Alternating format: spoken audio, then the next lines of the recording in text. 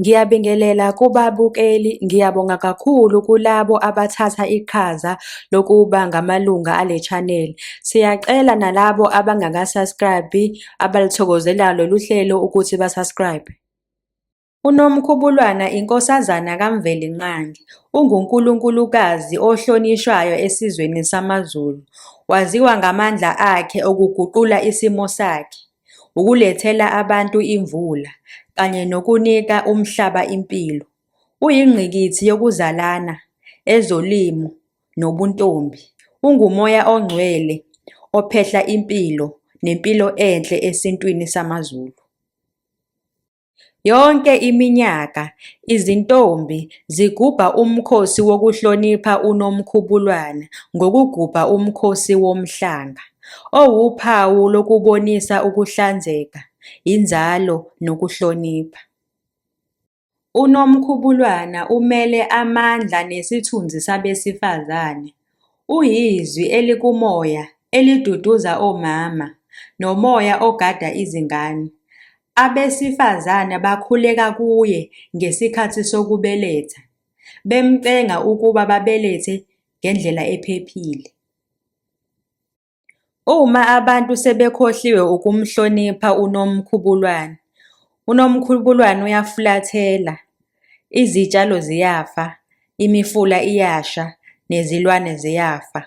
Ukuthula kwakhe kunomsindo, ukungabikho kwakhe kubuhlungu. UNomkhubulwana akuyena nje unkulunkulukazi wesikhathi esedlule, uhlala kuwo wonke amaconsi emvula, yonke ingane ezelwe, yonke imbewu etshalwayo. Ifa lakhe lingunaphakade, ukumhlonipha ukuhlonipha ukuphila ngokwako. AmaZulu into ebalulekile kakhulu ayenzayo ukuhlonipha uNomkhubulwana ukuthi ngaphambi kokuthi balime, baqale balime insimu kaNomkhubulwane kuqala.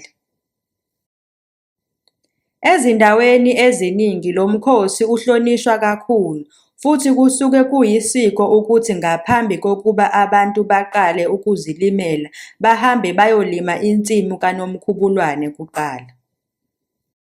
Ngemuva kwalokho abantu basuke sebevunyelwe ukuqala ukusebenza insimu zabo. Nokho akuwona wonke umuntu ovunyelwe ukuba yingxenye yalabo abahambayo ukuyolima le nsimu kaNomkhubulwane.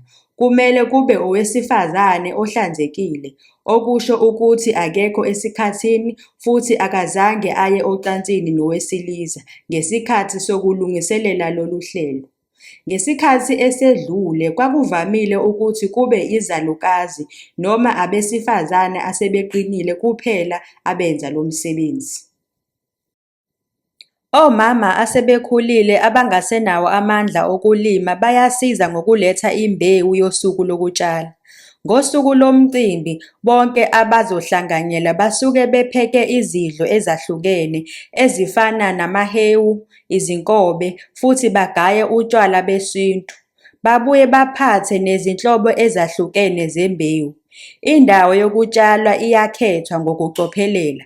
Kwesinye isikhathi kusetshenziswa insimu ehlonishwayo, efana nenkundla kaNomkhubulwane, engavunyelwe ukudlula kuyo abantu abangahlanzekile.